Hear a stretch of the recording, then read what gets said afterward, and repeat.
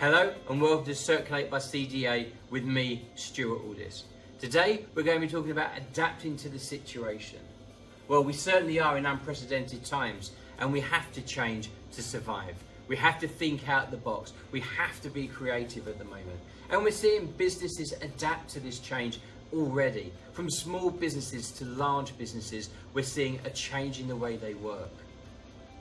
Here at CDA, we've adapted the way we work.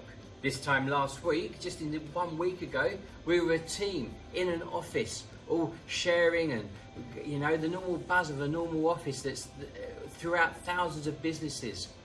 This week, we're all remote working. And how's that gone for us? Well, we found it actually has increased productivity. People are more comfortable in the way they work from home. They don't have to commute to the office. That's additional time they can work. They work the hours they want to work. They can choose their working patterns. We've used technology to be able to collaborate. We use Microsoft Office Teams, which comes free with Microsoft Office 365. And if you've got Office 365, have a look at Teams. It's a great way of collaborative working, and it's a great way of doing video conferencing and sharing. If you don't have Teams, there's other technologies out there. And some examples of things you could use are Basecamp for collaboration and project management. You could use Zoom or GoToMeetings for video calls or Skype. But if you have got Office 365, have a look at Teams. It's a great tool. We're seeing businesses change the way they work.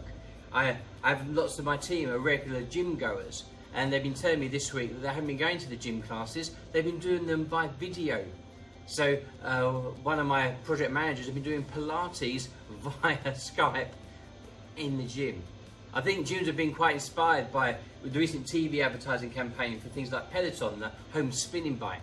And they're taking that idea and using it. They've adapted, they've thought out of the box, and they've changed the way they work. Where I live is quite a rural village, and we have a parade of local shops. And in that parade of local shops, we have an award-winning pub, a gastro pub. They obviously don't have customers coming through, so what have they done? They've created a Facebook group. And they've created a Facebook advertising campaign to the local community to say, hey, we're open, we just deliver the food to you rather than you come to eat it from us. And there's people flying pictures of all their home meals that they're having delivered from this gastropub. There's a local butcher shop, and for the first time, this small independent local butcher shop can compete with the big boys of the supermarkets because one, they've got stock, but second, they're doing regional advertising.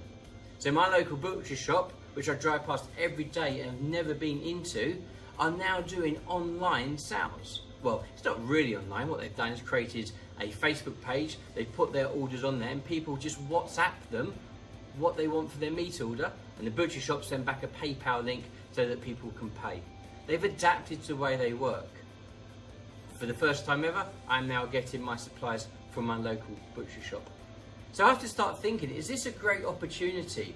If you are a regional business, a small business, and you want to compete, is this a great time for you to change the way you work and compete with the big people? And we know that the big people, the big supermarkets at the moment, have lots of issues with stock, with fulfillment, customer satisfaction. This could be the time that the smaller independent could really push forward.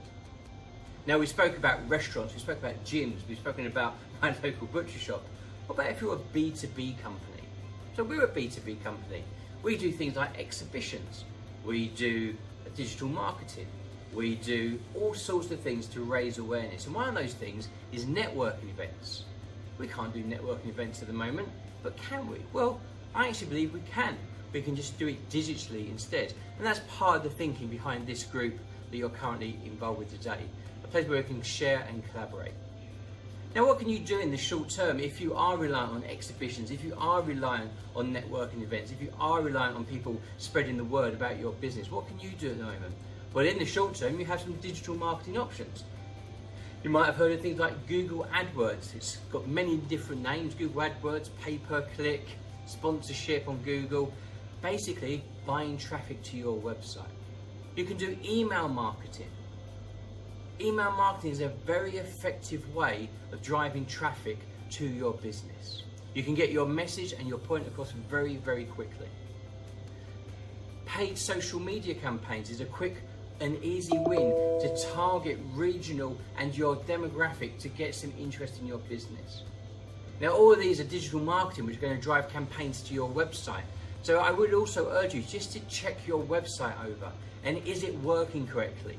We see lots of companies say to us, we're getting no leads from our website, and when we look, they are, it's just that the contact form isn't working. So here's a quick tip: go to your website right now, fill out your contact forms and send them. Make sure you get the replies, because there's nothing worse than people coming to your website to pass you business, but you don't know about it. Check your website. If you're more of an advanced user and you know how to look at your website in Google Analytics, and if you have that installed, you can see how people are engaging with your website and you can make some quick decisions. If you're more interested to know a little bit more in depth about Google Analytics and what you can learn from the dashboards and the information, then feel free to ping me a private message or a message on the forum and we'll discuss that with you. These are short-term fixes that you can make as a business right now. What can you do for longer term? Well, longer term is things like search engine optimization, or as we prefer to call it, making Google happy. How do I make my website more appealing to search engines to deliver more traffic? And these are longer term strategies, and I think for most businesses now, we're dealing with the next 1 to 3 months about how we can survive and keep our cash flows and keep our businesses going. So just to quickly recap, change is not always a bad thing. Change will help you through the situation we're currently in. Check your websites are working, make sure your contact forms are working. Think about if you're looking for some quick business leads, PPC campaigns or Google AdWords, email marketing and paid social media. In other talks, in later episodes, we were talking more in depth about things like search engine optimization. We were talking about email marketing in more depth. These are some quick ideas for you now.